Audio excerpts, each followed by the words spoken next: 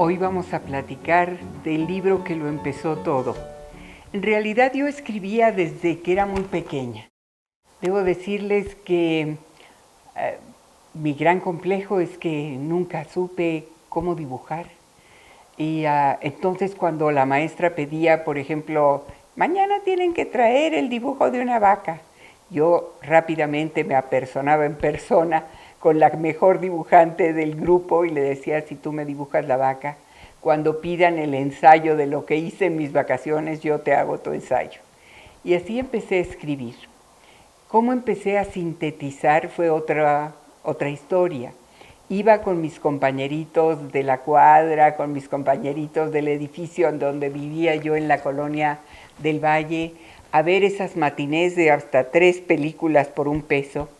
Y cuando regresábamos a los espacios donde jugábamos en los edificios, me decían, cuéntanos las películas. ¿Cómo? Pero si son las películas que vimos todos hoy en la mañana. Sí, pero cuéntanoslas. Y creo que eso fue un entrenamiento fabuloso para aprender a sintetizar una historia, para aprender a recordar los detalles, para aprender a transmitir con unas pocas palabras, a veces pocas, a veces no tan pocas, porque ya habrán visto cómo quedó Maximiliano y Carlota, memoria presente, que bromeando entre familia le llamamos el prólogo. Son más de 600 hojas. No sintetizo muy bien todavía, pero voy a aprender. Cuando cumplí 40 años, había hecho ya varios libros. Nada más que esos libros eran hechos específicamente para un cliente, clientes como Televisa, clientes muy importantes y muy grandes, que regalaban esos libros básicamente en la época de Navidad. Luego Televisa tuvo un proyecto maravilloso de patrocinio a pintores que durante todo un año producían obra exclusivamente para ellos y recibían una compensación económica importante por ello. Y no solo eso, sino que al final del año se les hacía una exposición y se les hacía un muy buen catálogo, un muy buena especie de libro, pequeño libro. Y así empecé a relacionarme precisamente con quienes podían hacer lo que yo nunca creo que pudiera hacer, que es sacar de un lienzo blanco una idea maravillosa, una imagen inolvidable. Y así conocí a Francisco Corzas, y así conocí a Rafael Coronel, y conocí a Juan Soriano. Y digo conocí porque en algunas ocasiones ya los había visto anteriormente o había platicado brevemente con ellos, pero eso de adentrarme en sus vidas, de ir y entrevistarlos, de poco a poco entender cómo fue su proceso de conocimiento, cómo descubrieron que lo que querían hacer en la vida era ser pintor. Qué cosa más difícil, ¿no? Cuando todos tratamos de irnos rápidamente a una carrera que sea práctica, a un conocimiento pragmático, a algo que podamos vender rápidamente y obtener un beneficio económico que nos va a solventar muchísimas necesidades. Y que a medida que pasan los años y que contraemos compromisos mayores, se convierte en una dificultad mayor el poder avanzar por un camino de difícil retribución económica, pero de gran retribución emotiva, emocional, de realización personal. Bueno, cuando cumplí 40 años, quise regalarme a mí misma un libro que no fuera por contrato, un libro que fuera para mí. Y tenía 2 grandes obsesiones. La obsesión de Maximiliano, en aquel entonces no lo asociaba continuamente en mi lenguaje con Carlota, sino era Max el que me atraía, y Frida Kahlo. Escogí trabajar primero a Frida Kahlo porque tontamente creí que me obligaría menos a viajar. Era para mí muy claro que Maximiliano había venido de Austria, que había estado viviendo en Italia, que el apoyo principal provenía de los franceses. O sea, era claro que tendría que viajar más, y tenía 2 hijos pequeños y no muchos recursos económicos para ello. Pero Frida Kahlo, bueno, yo la visualizaba una persona casi inválida, una persona que no salió de México para nada, una persona que no me obligaría, una investigación que no me obligaría a viajar tanto. Y así empecé primero con Frida. Cosas muy curiosas han pasado. Ambos, Maximiliano y Frida, nacieron el mismo día del año, el mismo día del mismo mes del año. Es increíble, ¿no? Que mis 2 obsesiones partieran el inicio de su vida del mismo día del año. Y luego, bueno, la confusión total de que el estudio de Frida Kahlo no me iba a obligar a viajar, eso resultó muy rápidamente comprensible que era un error, porque ella había viajado, se había desplazado en la costa oeste y en la costa este de los Estados Unidos, había ido a Europa, pero básicamente tenía que encontrar sus cuadros, y sus cuadros, incluso desde el tiempo en que ella vivía, la primera mitad del siglo XX, casi a la perfección, porque ella muere en 1954, los cuadros se diseminaron por todas partes del mundo y había que buscarlos. O sea, no fue muy correcta mi apreciación, esa ni muchas otras, que fui dilucidando a lo largo de 8 años. Este libro me llevó 8 años de investigación, combinada desde luego con mis obligaciones de trabajo y mis producciones de catálogos y folletos que hacía en aquel entonces para múltiples productores de camas, de colchones, de perfumes, de moda.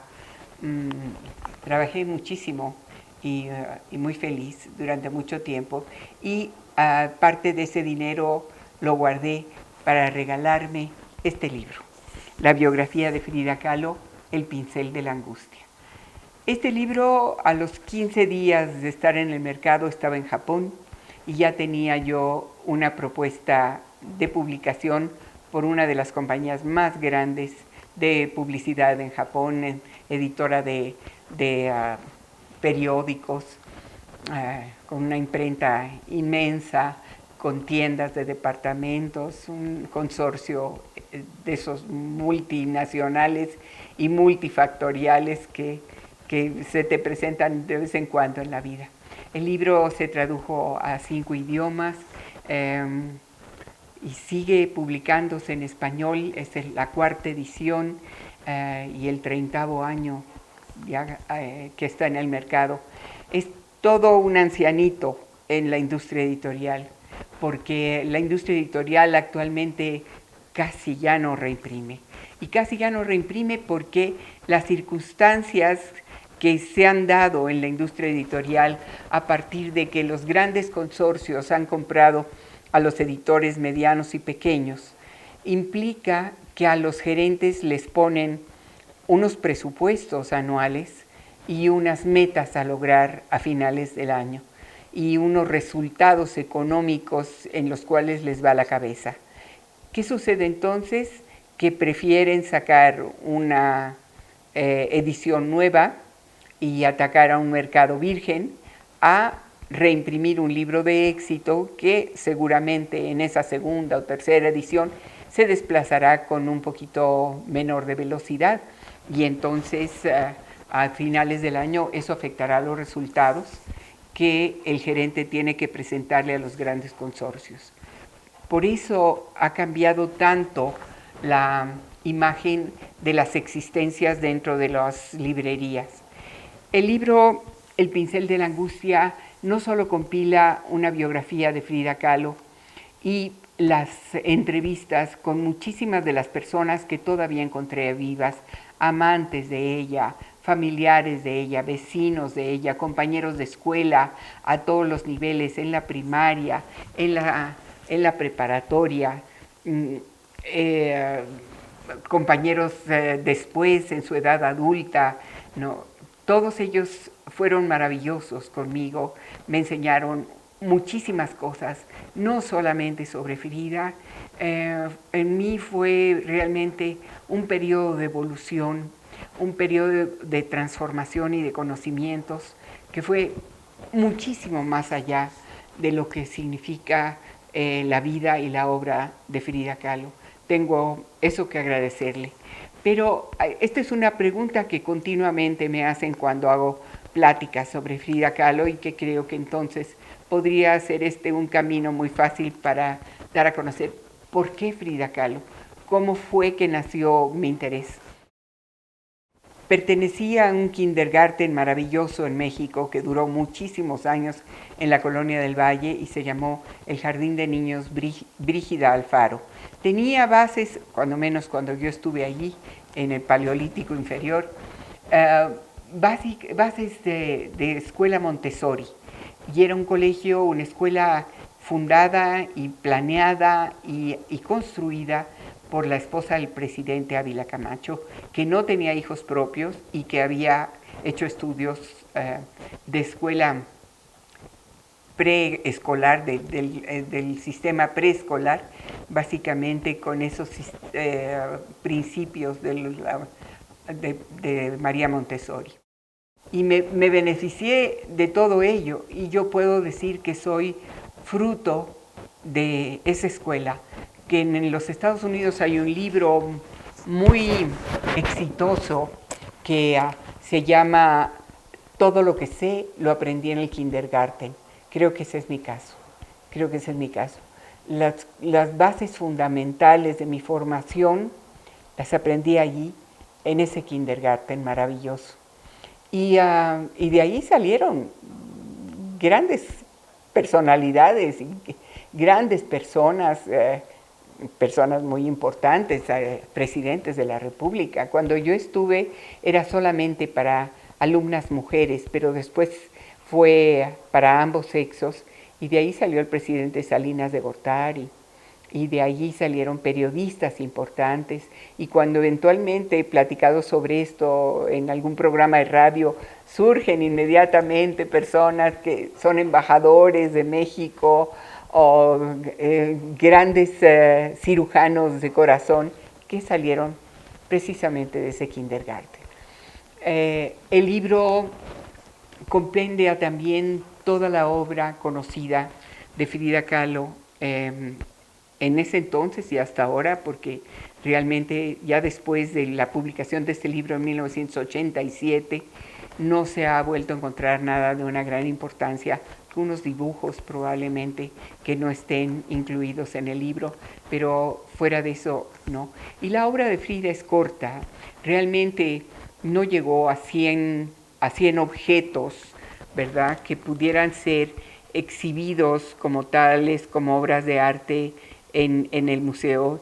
Yo creo que ella nunca se imaginó que iba a tener la fama, el arrastre, el impacto que su vida, su obra, su leyenda hace en el público de países tan diversos como y culturas tan extrañas a nosotros, como los países nórdicos, como Australia, como Japón, como la India. Es increíble que antiguamente cuando uno viajaba le asociaban inmediatamente México, Acapulco, decían.